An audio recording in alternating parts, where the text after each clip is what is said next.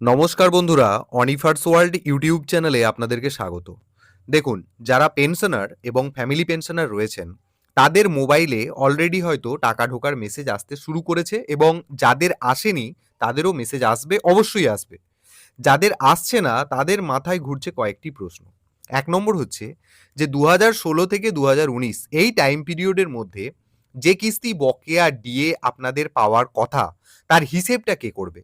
কারণ পেনশনার বা ফ্যামিলি পেনশনারদের পক্ষে তো সেই হিসেবটা করা সম্ভব নাও হতে পারে।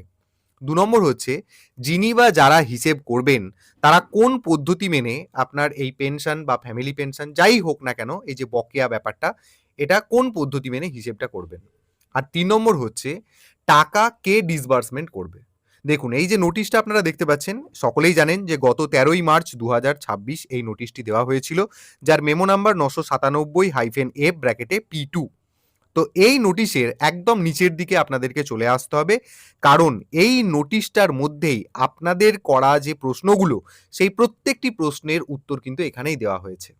তো আপনাদেরকে জাস্ট মাইনিউটলি জায়গাগুলো একটু পড়ে নিতে হবে, সেটাই আমি আপনাদেরকে সাহায্য করছি। দেখুন, এই নোটিশটা শেষ লাইনে আপনারা চলে আসবেন, দেখুন এখানে হাইলাইট করে রেখেছি আমি। বলা হচ্ছে, the summary of the modalities for the first phase is provided in annexure A with this notification. অর্থাৎ অ্যানেক্সার এ তে লেখা আছে কোন দপ্তর কিভাবে কর্মরত সরকারি কর্মচারী অথবা পেনশনার অথবা ফ্যামিলি পেনশনারদের বকেয়া ডিএ হিসেব করবেন এবং কোন দপ্তর টাকাটা ডিসবার্সমেন্ট করবেন। তো তার জন্য আমাদেরকে অ্যানেক্সার এ তে চলে যেতে হবে। দেখুন, এই জায়গাটা আপনারা সকলেই জানেন। এই কলামটার মধ্যেই কিন্তু টোটাল উত্তরগুলি দেওয়া আছে একদম পার্ট বাই পার্ট। প্রথমত যে জায়গাটা আমি সবুজ হাইলাইট করে রেখেছি সেই জায়গাটাকে লক্ষ্য করুন। এখানে বলা হচ্ছে যে কর্মরত সরকারি কর্মচারীদের এই বকেয়া ডিএটার হিসেব করবেন এইচআরএমএস, ডব্লিউবিআই, এফএমএস সিস্টেমে অ্যাপ্লাই করে পেনশন স্যাংশনিং অথরিটি, আর টাকাটা ডিসবার্স করবে পিএসএ আইডেন্টিফাইড ডিডিও। দেখুন লেখা আছে ডিডিও আইডেন্টিফাইড বাই পিএসএ। এখানে দেখুন লেখা আছে এইচআরএমএস, ডব্লিউবিআই, এফএমএস। আর এখানে এই হিসেবটার ক্যালকুলেশন যেটা বলা হচ্ছে সেটা করবে, দেখুন, PSA will derive the calculation of arrear DA. এটা গেল একটা ব্যাপার। এরপরে নিচে যেটা পার্পেল কালারের হাইলাইট করে রেখেছি এই জায়গাটা দেখুন, এটা ২ নম্বর। যারা ট্রেজারি থেকে পেনশন অথবা ফ্যামিলি পেনশন পান তাদের হিসেব করবে ডব্লিউবিআই এফএমএস এর ভিত্তিতে সিটিএস পেনশন মডিউল অ্যাপ্লাই করে সংশ্লিষ্ট ট্রেজারি ও ডিসবার্সমেন্ট করবে সেই ট্রেজারি।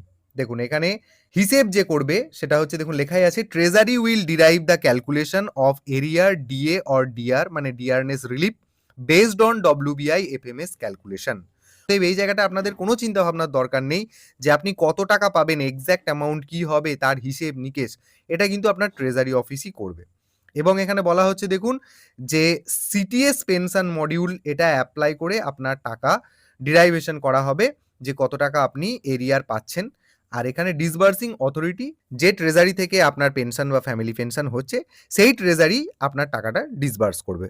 ৩ নম্বর যে জায়গাটা সেটা হচ্ছে যারা এজি বেঙ্গল থেকে পেনশন অথবা ফ্যামিলি পেনশন পান কলকাতা এরিয়া ব্যাংকের মাধ্যমে, তাদের হিসেব করবে ওই ব্যাংক তার ডিসবার্সিং ব্যাংক সিস্টেম ব্যবহার করে এবং ওই ব্যাংক নিজেই ডিসবার্স করবে।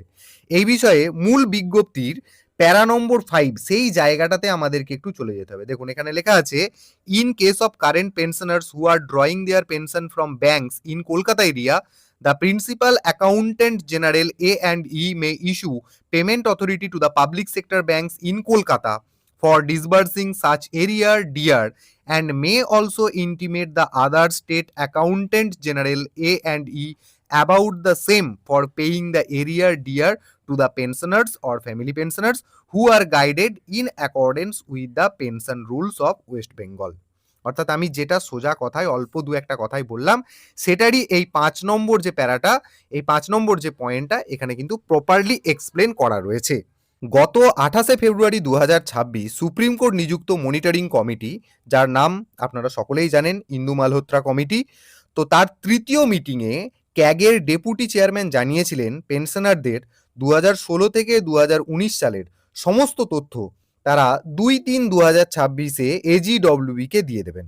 কিন্তু এজিডব্লিউবি থেকে পেনশন অথবা ফ্যামিলি পেনশন পাওয়া প্রচুর পেনশনার এবং ফ্যামিলি পেনশনার কমপ্লেন করছেন যে কলকাতা এরিয়ার তাদের ব্যাংকের অ্যাকাউন্টেতে এখনো কোনো বকেয়া ডিএ জমা পড়েনি।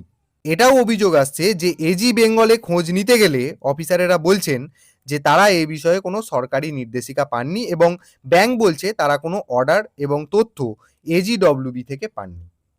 তো বেশ কিছু পেনশনার এবং ফ্যামিলি পেনশনারদের পক্ষে সশরীরে সেখানে গিয়ে অর্থাৎ এজি বেঙ্গল অফিসে যাওয়া তাদের পক্ষে সম্ভব হচ্ছে না, বয়সের কারণে হোক বা অসুস্থতার কারণে হোক।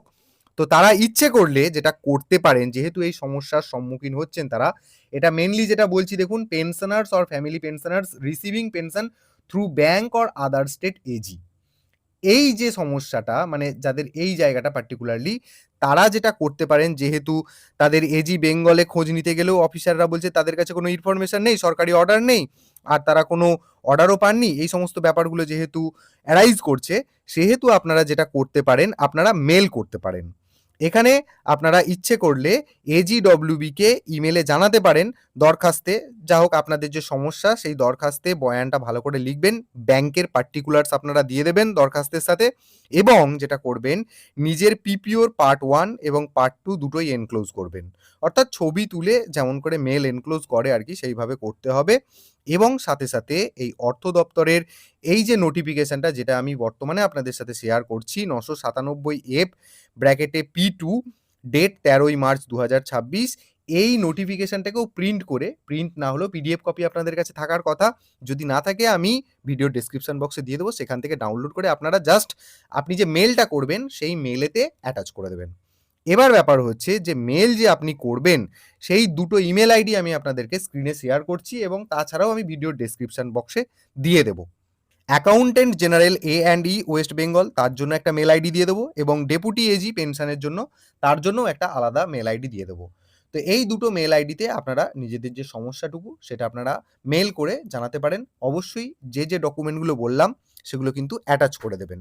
তো আপনাদের জন্য ছোট্ট এই এক্সপ্লানেশন, অবশ্যই ভিডিওটি আপনাদের কাজে আসবে, সেই কারণে ভিডিওটি সকলের সাথে শেয়ার করুন এবং আপনারা যারা আমার চ্যানেলে নতুন তারা চ্যানেলটিকে সাবস্ক্রাইব করে নিতে ভুলবেন না।